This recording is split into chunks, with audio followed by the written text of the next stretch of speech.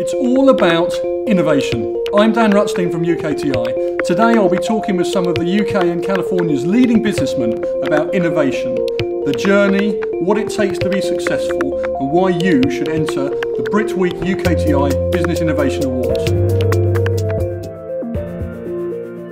Hi, I'm Andy Bird, Chairman of Walt Disney International. My name is Bob Pearce. I'm the chairman and co-founder of Brit Week.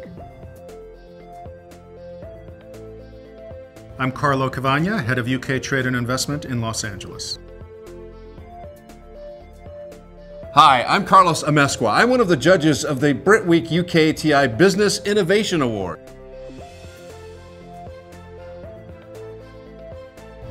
My name's Chris O'Connor. I'm the British Consul General in Los Angeles. Hello, I'm Ken Robinson. I'm one of the judges of the Brit Week UKTI Business Innovation Awards.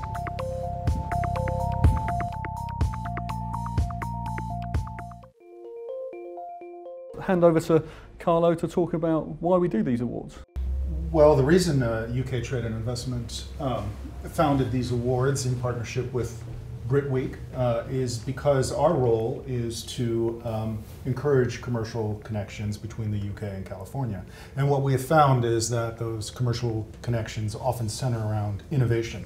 California is a very innovative place, the UK is a very innovative place, and a lot of the business that's done is around innovation, and a lot of the collaborations that happen are around that creative element. So, Andy, what does innovation mean? I think innovation means a number of different things to different people, but for me, it's primarily about being brave, being disruptive, having the willingness to fail in order to succeed, and just, as the pure definition is, do something new. So, Ken, can you say something about how the creativity that you're looking to see from the companies, the sort of thing that's going to catch the judge's eyes? Well, as Andy says, innovation is about doing new things, and companies can innovate in all kinds of ways. It could be new products, and some companies are famously good at that. But it could be new services, it could be a new way of doing business, it could be a new way of partnering with people. So it isn't that we're looking for one particular type of innovation in these awards. We're looking for innovation across the board, and of course it's in the nature of it that people will come up with things you hadn't thought of. They're going to be unexpected. There may be different forms of collaboration, there may be cross-sectoral collaborations, there may be internal collaborations, there may be innovations in the way you treat people, the way you hire them, the conditions under which they work. But overall we're looking for not just new forms of business, but new ways of doing business. And can companies succeed without innovation? For a while, but all companies are made up of people. I always think of them as organisms, not institutions, and they are mortal. They come and go, and there are famous examples of companies that have ridden high for a long time and then suddenly collapse into a pile of dust. You see it particularly in the media. I mean, one of the best recent examples is Kodak. I mean, I'm not knocking Kodak particularly, but for years Kodak was the face of home photography. And it's now in receivership, and it's not because people have stopped taking photographs. Actually, people are taking more photographs than ever. Irritatingly, more photographs than ever. But they decided to stick with an old business model. They thought the future lay in chemical film, and there was no future for digital photography. Turns out they were wrong. And you see that. There are very few companies that are 100 years old. Very, very few.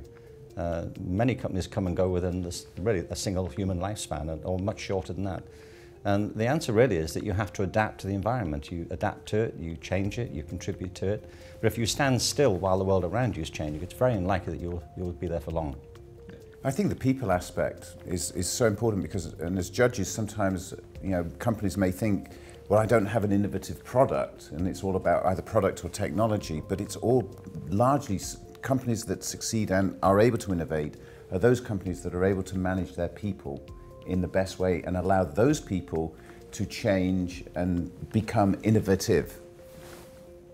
Ideas come from people, and people give ideas under certain conditions. They contribute in some circumstances and not others. If they get the impression from the company culture that new ideas aren't going to be encouraged or rewarded, if they'll be stigmatized for taking a risk, they'll keep these ideas to themselves. So the companies that really do well and flourish are the ones that have an internal culture where innovation and risk is encouraged. One of the things that innovators, as I've looked at some of these companies, the thing that strikes me is when they have that aha moment, and then they execute it. There's a lot of people who have aha moments and don't do anything with it. It's the actual execution of the innovation, the thing that they came up with, the actual finding the minds to put it together and make it work. And then when we see the finished product, when it comes to us as judges, and we look at it and you go, it went from an aha moment to a real product or to a real innovation. That's where it's actually the process of innovation, not just the aha moment. Because a lot of people say, what if we just created something that was like a taxi service, but not really a taxi service, and you could charge it on your credit card and you wouldn't have to think about it and it'd be there in a second. Aha, Uber. And it helps to be in an environment that encourages that. And I think one of the reasons that we in Brit Week set up Brit Week 8 years ago is because the creative connection between the UK and California is so strong, because both environments nurture innovation. You know, I like to think of Los Angeles as a place where British talent meets Californian opportunity. And it also happens the other way around. I think a lot of innovation that happens in California, when they seek to go overseas, the UK is one of the first places they think of. And when they seek to source talent from overseas, the UK is one of the first places they think of. So it helps to have that environment. I think there are a lot of places where you could have a great idea and no means to implement it. I think that's right. One of the things about the UK and California is that we're both knowledge economies, and a knowledge economy absolutely can't stand still. And so it requires time and time again, people need to be pushing the envelope, finding new ways of doing things, fresh ways of doing things, more efficient ways of doing things, finding new things to do that people weren't realizing anyone wanted to do. I think that's what's at the core of the need for us to innovate. What are the obstacles to innovation? Fear. I was going to say the same thing. Fear, People are afraid. Fear and a culture that doesn't encourage failure. And so people become conservative. And it's very rare that one individual comes up with a great idea.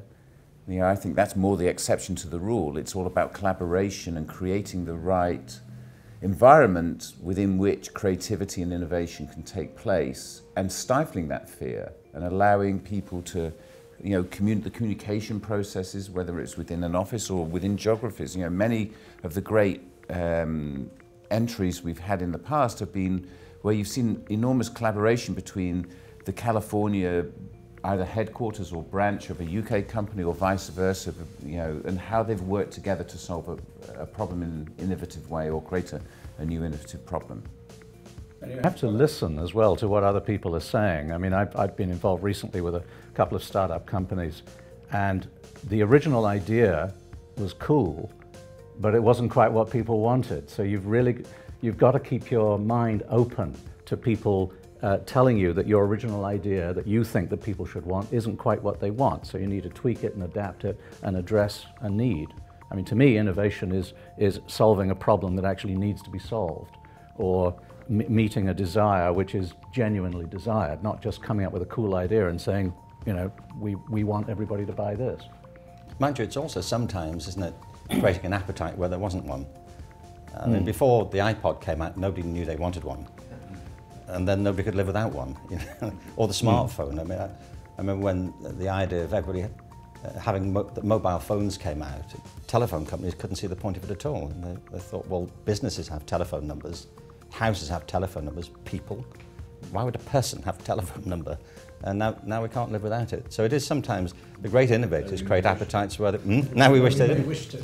But it's interesting. I mean, Thomas Edison evidently is credited with developing the gramophone, but he wasn't intending to do that at all. I mean, what he actually tried to develop was a machine that would record messages on his telephone, because he thought he didn't want to lose all this stuff. He invented voicemail, actually, but nobody could see the point in it, and so he abandoned the technology. And other people said, well, maybe you could record and play music on this, and he couldn't see the point in that at all. He said, why? We've all got pianos, why would we do that? So, Twitter. Pardon? Twitter. Twitter, yeah. Who Great would have thought example Twitter? of something that was used by the engineering by the mobile phone companies, which is, you know, to check on the status of the networks, which is why Twitter's 140 characters. And someone, maybe, who would ever want to converse in only 140 characters? Barely billions. One of the things that, to your point, Bob, that it strikes me as a key component of innovating, and that is that California, and this particular area of Southern California in particular, is a very creative world. There's a lot of creative people here. Hollywood is here. There's a lot of innovation, a lot of people with great ideas. To me, that's, I think, a key component is you go to the City of London, you meet great people from here and there, and you connect them. It's a very valuable connection. What's the value to a company? What's the message to companies? Why should they enter these awards? Well, I think it's recognition, which everybody likes. I think you also get an opportunity to mix with other innovative people. I'd like to think that we've got a pretty good alumni network of former winners now, and that they will help each other in the future. It's a good club, but I think recognition is the key. One of the things about really innovative ideas is that you often have a lot of doubters and skeptics, and I think to have the badge of support from the British government and from Brit Week for your idea, I think that's hugely valuable, and certainly we've heard feedback from people in the past that that's really enabled them to take their business to the next stage. It's important to remember that we're not looking for the most successful companies or the biggest companies. We're looking for companies with the best ideas, who are bringing those ideas to market and changing the world or changing people's lives.